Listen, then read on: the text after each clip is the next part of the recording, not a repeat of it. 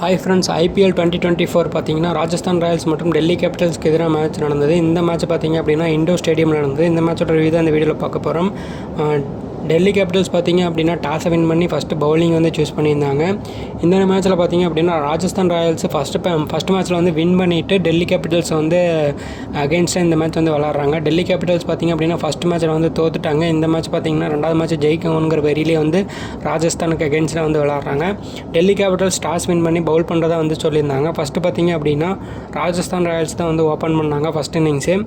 ராஜஸ்தான் ராயல்ஸில் எஸ்எஸ்வி ஜெய்ஸ்வால் மற்றும் Jos Buttler வந்து open பண்ணாங்க. எஸ்எஸ்வி ஜெய்ஸ்வால் பார்த்திங்கன்னா 7 பால் பிடிச்சி 5 ரன் இருந்த நிலமையில் பார்த்திங்கன்னா முகேஷ்குமார் பாலில் போல்ட் ஆகிட்டு போயிடுவார்.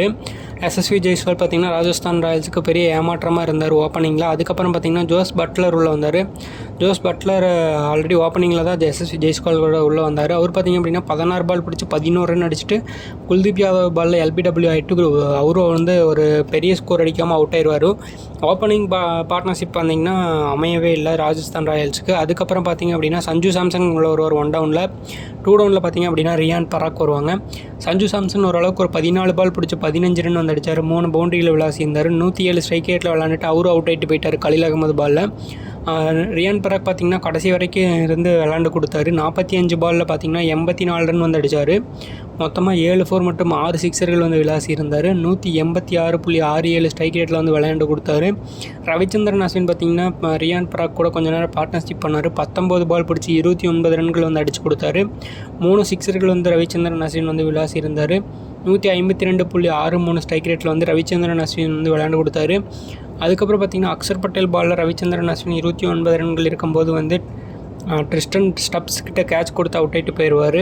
அதுக்கப்புறம் துருவ் உள்ள ஒருவர் துருவ் பார்த்திங்க அப்படின்னா கொஞ்சம் நேரம் ரியான் பராக் வந்து பார்ட்னர்ஷிப் கொடுத்தாரு. 12 பால் பிடிச்சி 20 ரன் வந்து அடித்தார். 3 பவுண்டரிகள் வந்து விளாசினார். ஆண்ட்ரிச் நார்ஜே பாலில் போல்ட் ஆகிட்டு போயிடுவார். அதுக்கப்புறம் சிம்ரான் ஹெட்மேயர் வந்து 7 பால் பிடிச்சி 14 ரன் வந்து அடித்தார். 1 4 1 6 வந்து அடித்தார். மொத்தமாக பார்த்திங்க அப்படின்னா ராஜஸ்தான் ராயல்ஸ் அன்றைக்கி 20 ஓவர் முடிவில் 185 ரன்கள் வந்து அடிச்சிருந்தாங்க 5 விக்கெட் இழப்புக்கு. டெல்லி கேபிட்டல்ஸ் பவுலிங்கில் பார்த்திங்க அப்படின்னா மொத்தமாக வந்து 5 பவுலர் யூஸ் பண்ணியிருந்தாங்க. எல்லா பவுலருமே தலா வந்து 1 விக்கெட் வந்து எடுத்திருந்தாங்க. டெல்லி கேபிட்டல்ஸ் பார்த்திங்கன்னா 186 ரன் அடித்தா வின்னுங்கிற ஒரு டார்கெட்டோடு வந்து செகண்ட் இன்னிங்ஸ் பேட்டிங் ஸ்டார்ட் பண்ணாங்க. ஓப்பனிங்கில் பார்த்திங்க அப்படின்னா மிச்சல் மார்ஷன், டேவிட் வார்னர் வந்தாங்க. 2 பேருமே பார்த்திங்கன்னா ஓவர்சீஸ் பிளேயர்ஸு, ஆஸ்திரேலியன் பிளேயர்ஸு. 2 பேருமே பார்த்திங்க அப்படின்னா ஓரளவுக்கு ஓப்பனிங் பார்ட்னர்ஷிப் நல்லா அமைச்சு கொடுத்தாங்க. மிச்சல் மார்ஷ் பார்த்திங்கன்னா 12 பால் பிடிச்சி 23 ரன் அடிச்சிருந்த நிலமையில் ஆண்ட்ரே பர்கர் அவர் பாலில் போல்ட் ஆகிடுவார். அதுக்கப்புறம் பார்த்திங்க அப்படின்னா ரிக்கி புய் உள்ள வருவார். அவர் பார்த்திங்கன்னா டக் அவுட் ஆகி போயிடுவார். ஆண்ட்ரே பர்கர் ஓவரில் அவர் பார்த்திங்கன்னா சஞ்சு சாம்சன் கிட்ட கேட்ச் கொடுத்து அவுட் ஆகிட்டு போயிடுவார். நெக்ஸ்ட்டு பார்த்திங்கன்னா கேப்டன் ரிஷப் பண்ட் உள்ள வருவார். அவரும் டேவிட் வார்னரும் பார்த்திங்கன்னா ஓரளவுக்கு நல்லாவே விளாண்டாங்க. 26 பால் பிடிச்சி 28 ரன் வந்து ஸ்கோர் பண்ணி கொடுத்தாரு ரிஷப் பண்ட். டேவிட் வார்னர் பார்த்திங்கன்னா 34 பாலில் 49 ரன்கள் வந்து அடிச்சு கொடுத்தாரு. அவர் ஆவேஷ் கான் பாலில் வந்து சந்தீப் சர்மாட்ட கேட்ச் கொடுத்து அவுட் ஆகிட்டு போயிடுவார். 5 4 மற்றும் 3 சிக்ஸர்கள் விளாசி இருந்தார்.